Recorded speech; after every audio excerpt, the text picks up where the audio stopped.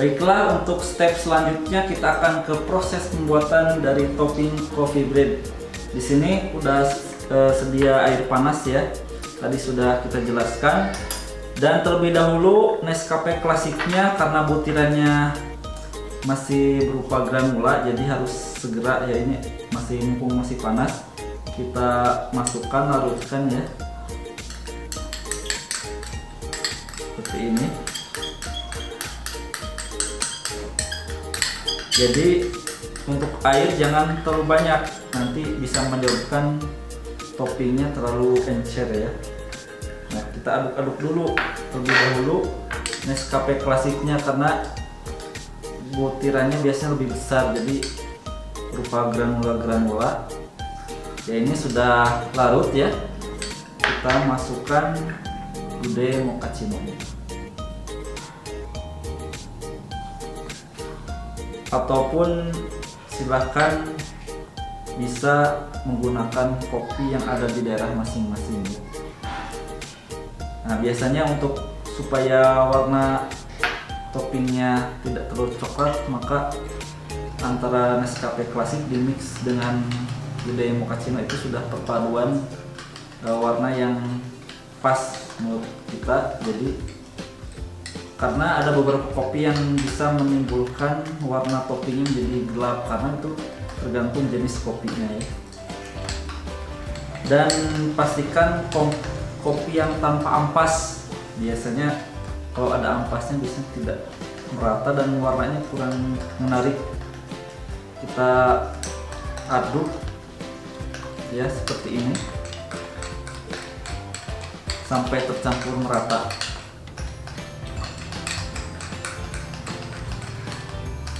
Oke, ini sudah aroma kopinya ya, sudah seperti ini, sudah cukup ya. Nanti kita campurkan dengan adonan yang lain, dengan bahan topping yang lain. Sudah seperti ini ya. Oke, kita sisihkan dulu ya.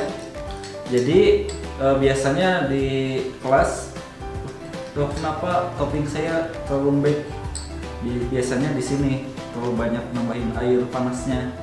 Jadi jangan sampai kebanyakan ya, nanti toppingnya malah melebar dan cepet ini jadinya ya, bisa entah itu keriput ataupun lembek ya, lengket toppingnya kalau terlalu banyak air.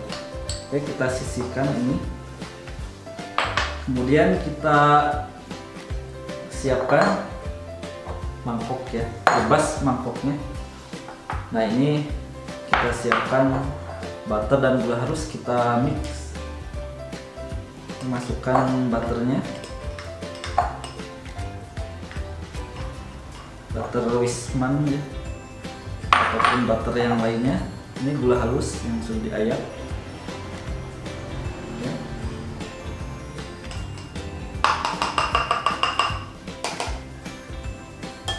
Kemudian kita pakai mixer mereknya bebas ya, pakai yang seperti ini ya.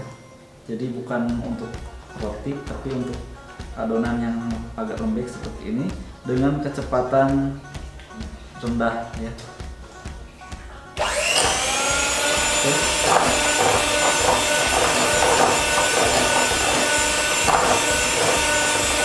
Biasanya ini kurang lebih 1 menit ya. Ini jadi kurang lebih 1 menit sampai tercampur merata ya. Ketika ada yang belum tercampur, kita sambil sisihkan pinggirnya ya.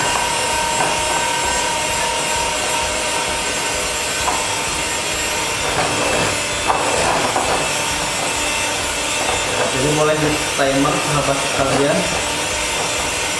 Oke, sudah cukup seperti ini ya. Oke. Nah, seperti ini ya adonannya. Nah, setelah ini kita akan memasukkan dari putih telur tadi berapa? Sebanyak 50 gram. Jadi ini harus ditimbang putih telurnya supaya pas ya. Kita masukkan boleh sekaligus atau perlahan-lahan ya, kita sekaligus saja.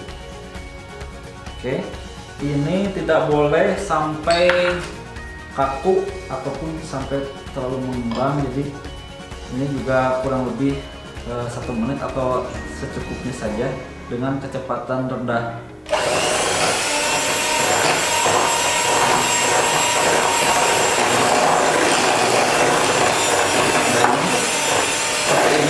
Ya. Jadi jangan sampai kaku, tapi masih tetap tercampur merata ini ya. Jadi pastikan sampai tercampur merata seperti ini. Kurang lebih 1 menit.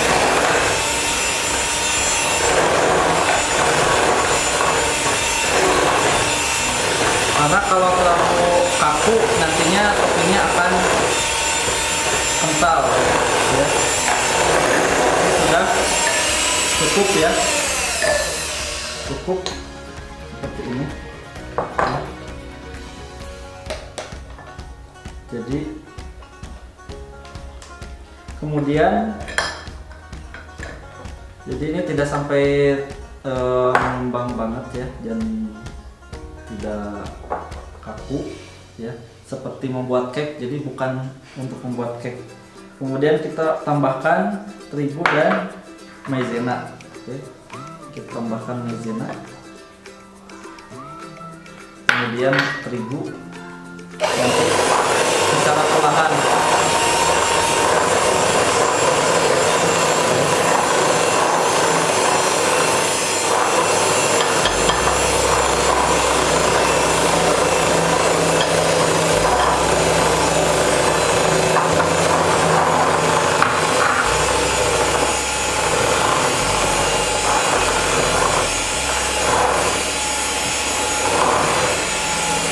Pinggirannya nanti kita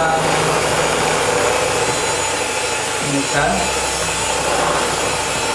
Jadi kalau dibantu sama anak-anak bisa dibantu untuk pinggirannya, tapi jangan, hati-hati jangan kena mixernya ya. Oke, sudah ya.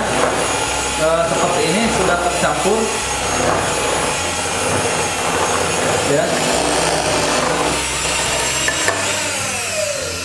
Seperti ini ya. Jadi sudah tercampur merata. Kalau sudah seperti ini, kita tuangkan esen dan kopi yang tadi sudah dilarutkan ya. Kita tuangkan.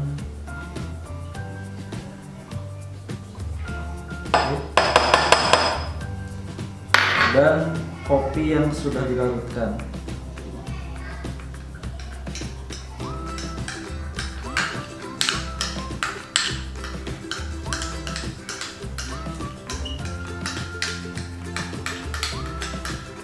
Untuk masalah kopi biasanya selera, kalau sahabat semua pengen lebih terasa bisa juga ditambahkan, tergantung merek kopinya ya. Jadi kalau ini sudah harum, kalau takaran yang kita gunakan juga ini sudah harum seperti Coffee Talk atau Coffee Boy. Oke, sudah kita tuangkan ya. Ini pada mubazir ya, kita tambahkan sini. Oke, biar tidak ada terlalu banyak sisa. Oke, kita mixing dengan sampai merata juga, kecepatan merata sampai warnanya tercampur dan merata.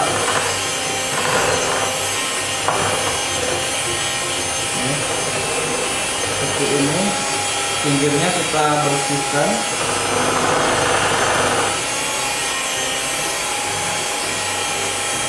Ya.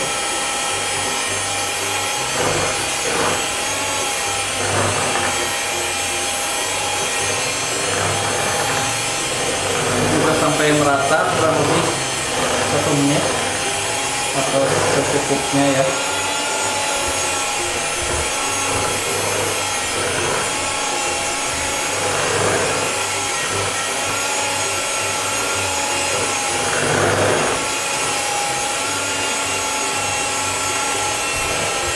Sudah ya, jadi nah, seperti ini cukup. Oke, kita angkat perlahan biar tidak muncrat-muncrat, baru kita matikan ya.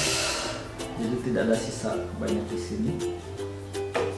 Jadi seperti ini ya, penampakan dari topping kopi ya.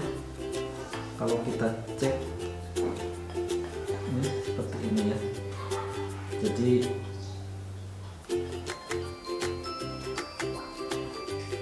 kental tapi tidak terlalu kental seperti ini.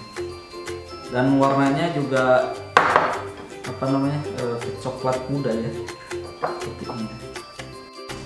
Oke, kalau sudah jadi ya topping kopinya, kopi breadnya, kita siapkan tipping bag atau plastik segitiga. Plastik segitiga karena bentuknya segitiga. Siapkan apa namanya, gelas ukur atau wadah yang lainnya, kita masukkan seperti ini ya supaya mudah. Kita masukkan toppingnya ya. Jadi biar gampang seperti ini.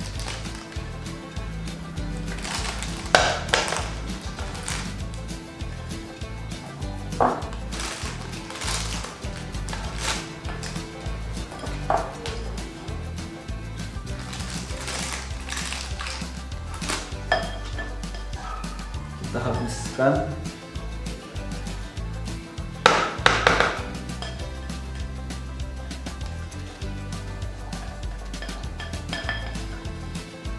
Ini deh, aromanya udah kecium ya. Jadi rasa kopinya benar-benar sudah harum. Oke, seperti ini sudah kita masukkan, kemudian ini. Jadi kalau di outlet kopi itu ini yang gede ya, ukuran tipping bag yang besar. Nanti bisa dikaret atau cukup seperti ini saja. Jadi nanti kalau topping tinggal gunting, nanti tinggal dipegang ya, ataupun pakai karet bisa. Jadi seperti ini, dan ini bisa di kulkas ya, bisa tahan di kulkas sehari atau 2 hari ya, karena ini mengandung telur, putih telur. Biasanya di freezer juga bisa lebih tahan lama. Cuma nanti tipsnya, jadi ketika saya dari kulkas atau freezer memang harus ditowing atau didiamkan di suhu ruang, atau kita pijit-pijit seperti ini ya. Bisa juga di mixing kecepatan rendah, di mixing secukupnya ya, jangan terlalu lama supaya tidak kaku lagi si toppingnya, karena dari freezer atau kulkas topping ini bisa padat, ataupun dari freezer bisa beku. Jadi memang harus ditowing, didiamkan suhu ruang, dan dipencet-pencet ya, atau diaduk-aduk. Boleh juga bisa di mixing sebentar supaya kembali lagi seperti ini. Jadi ini juga bisa di stok ya. Oke, itu ada beberapa tips dari topping coffee bread ya, semoga bermanfaat dan kita akan ke step selanjutnya.